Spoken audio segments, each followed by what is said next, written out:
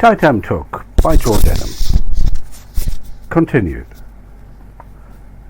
Chapter 15. The evening bore down on Macau harbour as heavily and deliberately as a sentence hearing. A few scabby herons picked their way along the remnants of the old prior, the bits the dredgers had missed and the barges had not yet splashed with yet a fresh ton of ballast. The failing sun was hidden behind a miasma of sulphur and brick dust. There was murder and mayhem and the darkest depression in the air, if you were so inclined, but the gloaming fitted any other mood if you squinted hard enough. You could even have got to be romantic if you drunk enough Grau Vasco or XO brandy at lunchtime, and the numbers had been running your way recently. There's no such thing as an inherently sinister landscape, but Macau was getting closer to it each time you looked. One by one the lights came on and the tired Las Vegas of Asia throttled itself into another night of money-making, one-night stands and savage meals in savage halls. The hookers were scurrying to their vantage points and letting their makeup cake hard in the air conditioning. The con men and grifters were eyeing up their marks and dodging the house dicks and frisk-down men at the entrance gates. The punters from all points north were buying their chips, some with a slight poignancy as they realized they would never make it, and the slow grind of mind-numbing work beckoned them homewards the next day or the day after that. The inexorable morality car wash of the casinos would go on churning, turning insane moments of hope into cold, hard cash for old men fitted with pacemakers and wearing expensive toupees and pristine false teeth in Shanghai, Peking, Hong Kong, Palm Beach, New York, Chicago, and Detroit. The tower was set above an innocuous-looking four-story shopping mall halfway along the Via Santa Lorenzo, a short walk from the first crossroads on the way to the Leal Senado. There was a small, discreet brass sign in the lift lobby, and it could have been a business center or a dentist's for all the attention it provoked. There was an ape in a suit hanging around. It wasn't the normal type of security man. He looked me over for a moment with that stare apes in suits flash at you when they sense trouble of some kind. After a short consultation with his sleeve brooch, he smiled and directed me to one of the lifts. The entrance to the tower looked like the front desk of the old JJ's discotheque at the Hyatt Regency in Hong Kong. Discreetly dressed blondes in evening dresses beamed smiles of welcome, edged with weariness and a slight embarrassment. The place looked homely and intimate, as if some rich child were playing at casinos for a while and going to the expense of having one set up in his living room. There was only one roulette table. Several side tables were devoted to card games. There was also a corner for the dice throwers. The rest of the place was given over to discreet booths and alcoves where a lot of drinking and slouching and chatting to the hostesses took place. The main interest, however, was definitely the roulette wheel. It was already well attended to by a wide spread of players, which could have made up a convincing United Nations of gamblers. There was a bald European man in a black suit so tight it threatened to break at the seams any moment. There were a number of neatly dressed and bespectacled Japanese men, also in suits, and a large Chinese gentleman in a blazer and cravat who looked as if he had just stepped off his yacht. He probably had. There was an elegantly dressed African man looking much the worse for wear at one end of the table, and at the other, looking pinched and nervous, a German or Swiss or Austrian man in a brown suede jacket and yellow tie was writing down numbers in a small leather notebook. Each of the players at the table had a pile of brick-shaped chips in front of them, and as I approached I saw that these were chips valued at 100,000 Hong Kong dollars. I felt immediately both pitifully poor and also rather frightened that so much money was being used for amusement and mere play. There's nothing like a good casino for cutting you down to size. I'd had the experience before. I installed myself in one of the booths, which gave me a reasonable view of the entrance and the chance to see the roulette wheel players in action. There wasn't much excitement to be seen anywhere at present, as it was still early and the players could well be pushing off to make way for even higher rollers. I really had no idea. Perhaps they had been there since breakfast. I ordered a gin and tonic and looked at the dish of canapes which had been hauled to my table by a languorous-looking European brunette with slim hips and pert jutting breasts. The tower did love its status symbols. "Is Marina in?" I asked, as the girl placed a swizzle stick in my ridiculously large fizzing tumbler. "Marina? I'll check." I slung back several slugs of the huge drink, which I would probably live to regret. The room suddenly began to seem like a place you could have a good time in, and you were caring less and less if you lost your shirt and socks. I didn't have many shirts or socks to lose, and I'd never taken to gambling. It seemed such a desperate and sordid type of pleasure.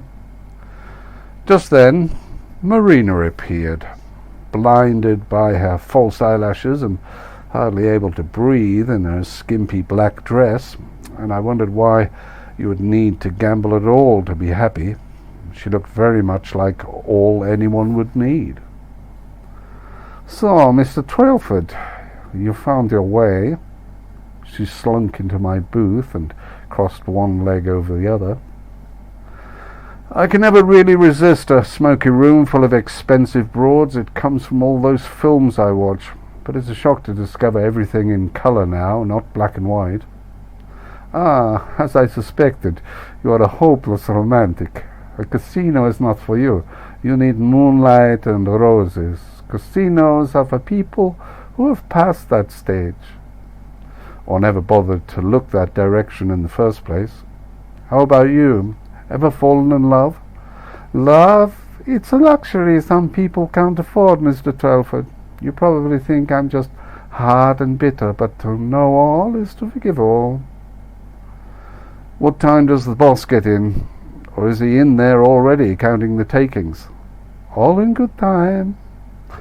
I've been told to give you this." She took a white envelope out of her bag. There were a lot of round chips in it, amounting to at least 100,000, but there could have been more. No square chips for Trelford. Maybe my collateral wasn't worth that much after all. "What if I win?" "If you win, well, you can walk into the moonlight. But people never really win in the end at the tower. They keep coming back to feel hopeful and at the top of the world for a moment.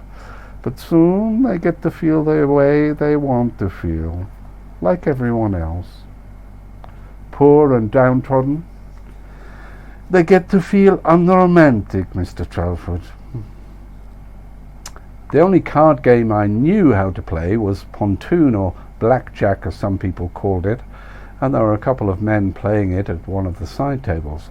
I took up a chair and put up one $10,000 chip, which was the minimum bet. The cards came on as smart as a whip, and I decided to play wisely at first, sticking on 16 or 17, but it wasn't any fun trying to get rich that way.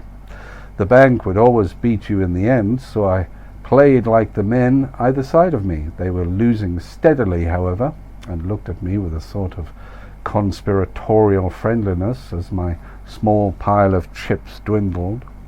Then I decided to play conservatively for a while to bring up my reserve, and very soon it paid off. I eventually had slightly more than I had started with. Just then we were joined by a man who was almost certainly the man I'd been waiting to meet. He was Chinese, slim, above medium height, immaculately dressed in Armani, and as handsome as Asian men ever got in my eyes. He cut a swathe of importance through the place, with a palpable aura composed of nothing you could put your finger on, mostly indicated by turns of the head from the bar staff and croupiers and little knowing nods of submission from the apes in suits at the doorways. He sat there as impassible as a Buddha, and only occasionally I caught his eye, examining my hands and once or twice my face. He clearly knew how to play, or perhaps the dealer was letting him win in some way I couldn't work out. After 15 minutes he got up, patted me on the shoulder, and I looked round to see him close up. He was all smiles now, smiles in the cold mafia style, smiles like daggers, which shrank your heart. You felt your blood freeze a little too, even though you'd seen that kind of smile before and lived to tell the tale. Mr. Trelford, isn't it? Last time I looked. Care to step into my office? The atmosphere there is much more relaxed. I got up and followed him past the innocuous-looking doorway by the bar, and through 2 large gates made of shining steel, which you had to open by means of fingerprint locks and a combination. I caught myself thinking that my dead client Junior Sung was getting a better deal than he deserved. Dicks sometimes end up dead and can't spend their fee. The office was small, practical, but had a few nice touches, like a long leather sofa, which had probably seen a lot of wear as a casting couch, and a bookcase full of respectable-looking volumes, some bound in leather to match the sofa. There was a whiskey decanter on a side table, and he poured me one without prompting, though I hardly ever touched whiskey unless I was very sad and very tired. All in all, it was yet another scene from the B-movies, and I yearned for a new script and a new plot, and a few original lines. The name is Cecil Lau. I own the tower. Glad to welcome you. Are you sure? Or does that mean you haven't come up with a good way to get rid of me yet? I think I told some of your friends that if I go, they all go.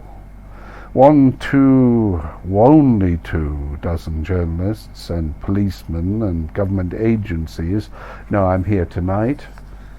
Yes, we all know about your precautions, Mr. Trelford. No need to tell us again. Very wise of you, if I may say so, very wise. So what's the news, Mr. Lau? News? Nothing much, I dare say. I just wonder why you're in Macau. Your last client seems to be dead and no longer in need of your services. Call it nostalgia then, or perhaps I need a break from all the bodies.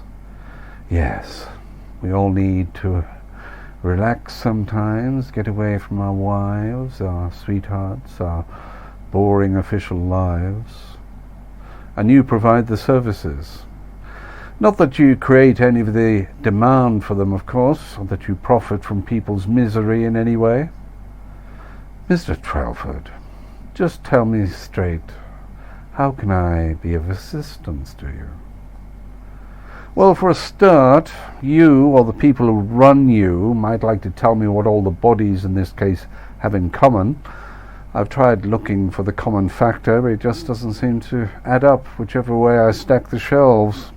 I know my old British friend Mr. Jakes hated Mrs. Chow, but then lots of people do and did. I don't think Mr. Sung Sr. hated her more than usual, and his son was too trusting and idealistic a personality to hate his future mother-in-law all that much before he had all that much to do with her. Even if they all hated her, they couldn't do much about it, even in election year. So how come they all got bumped off in such dramatic and elaborate ways? Lau looked blank. I lit my pipe and went on. Then there's the gorgeous little girl called Adeline. Here Lau looked more alert, as if I had at last begun to say something interesting to him. Very hard to figure out without a set of tarot cards and a Ouija board, isn't she? There she is, rubbing Sung Junior's temples and taking the rap after he's had a nasty shock at home. Then she does a bunk with the help of men in a black van. But she turns up again to see her beloved tipped over the wall at TUK. Not a romantic type at all in the end, as all the best hoods around the Pearl River Delta adore sweet exotic Macau. I thought there must be a few leads here if I looked around for a week or two, but lo and behold, the afternoon of my arrival, and I'm looking at a Forsgate honey trap Mark II in my own hotel lobby, Russian hooker and all, working on her day off. News travels fast, don't it? Have you actually heard from Adeline, Mr. Trelford? Can't say I have. Is she in Macau at present? Not that I know of. Well, give her my regards if she turns up sometime for martinis and a roll of the dice, but I'm sure she's a home-loving girl at heart. I got up to go, and Mr. Lau didn't try to stop me. The bells were ringing as loud as a jeweller's alarm in his lovely, immaculately coiffured head, but I had had enough things ring in my own to pay much attention to his. I had suddenly gained the idea that Adeline was much more of a free agent than I had given her credit for, and that kind of intrigued me, to say the least. I walked for a while down the strip leading to the Lisboa and the sands, feeling 1,000 eyes on my back, but there were probably only a dozen or so. Even with all the insurance I thought I had, stranger things have happened in Macau than a dead, middle-aged former barrister being dropped into the harbour wearing a concrete suit. I wondered how much of the reclaimed land of the new Macau was composed of hapless gamblers on the run from their loan sharks, and how much time the local police would devote to a report of a missing white man who could only find the money to put up at the old Hyatt. I took a taxi at the back of the Lisboa. Macau late in the night looked drab and heartless. I longed for a nice stretch on one of the beds in my hotel room, a bottle of chilled Vino Verde, and the second Dvorak quartet. Dvorak, at least, never lied to you.